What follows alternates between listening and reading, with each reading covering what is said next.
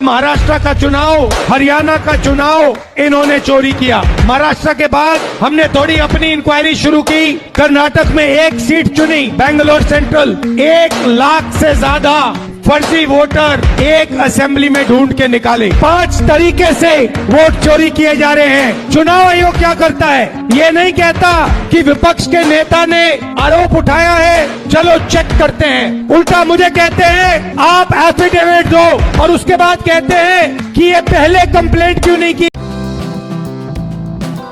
बिहार की सियासत इस वक्त गरमाई हुई है और वजह है राहुल गांधी की वोटर अधिकार यात्रा। क्या ये यात्रा जनता के मन को छुपाएगी? क्या इससे बिहार का चुनावी समीकरण बदलेगा? बुलेट पर सवार राहुल गांधी और तेजस्वी यादव, भीड़ में लहराते हाथ, नारों की गूंज और जनता का उत्साह। ये वोटर अधिकार यात्रा सिर्फ एक राजनीतिक अभियान नहीं, बल्कि लोकतंत्र की आवाज बनने की कोशिश है।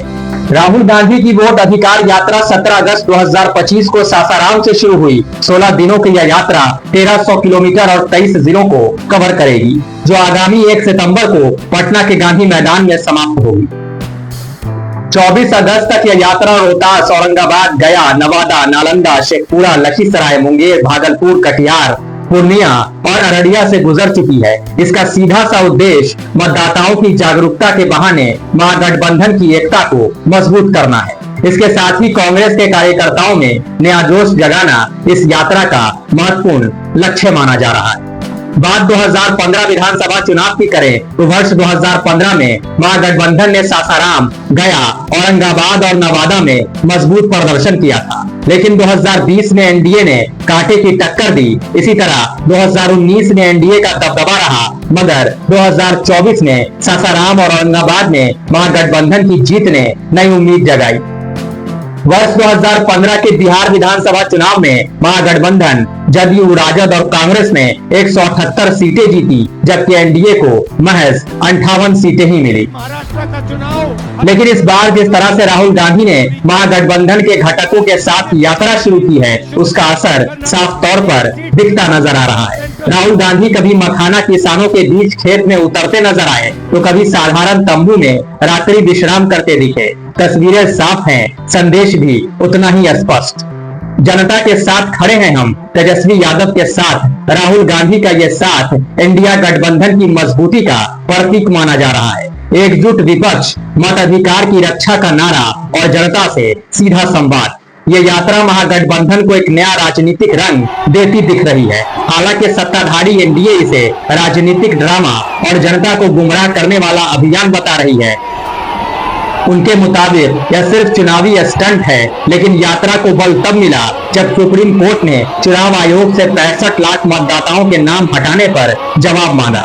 यानी कानूनी और राजनीतिक दोनों मोर्चे पर इस मुद्दे ने गर्मी पकड़ ली है। अब बड़ा सवाल यही है कि क्या राहुल गांधी की वोटर अधिकार यात्रा जनता के दिलों को जीत पाएगी? क्या विपक्षी एकजुटता बिहार की सियासत का गणित बदल देगी, या फिर ये सब रहेगा महज एक राजनीतिक जश्न जिसका जवाब चुनावी नतीजों में मिलेगा?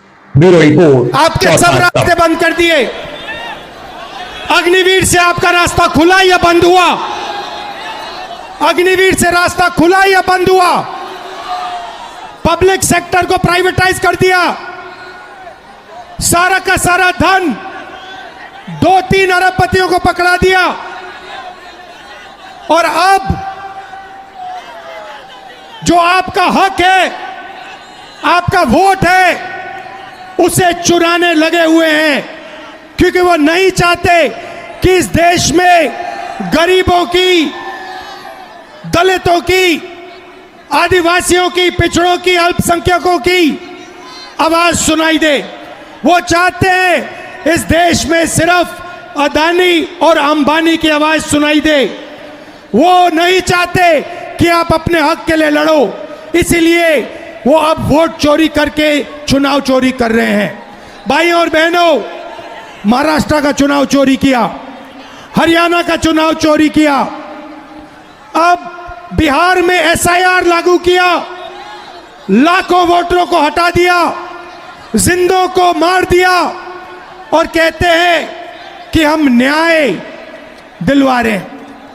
भाइयों और बहनों, मैं आपसे कहना चाहता हूं, बिहार में एक वोट चोरी नहीं होने देना है, एक वोट चोरी नहीं होने देना।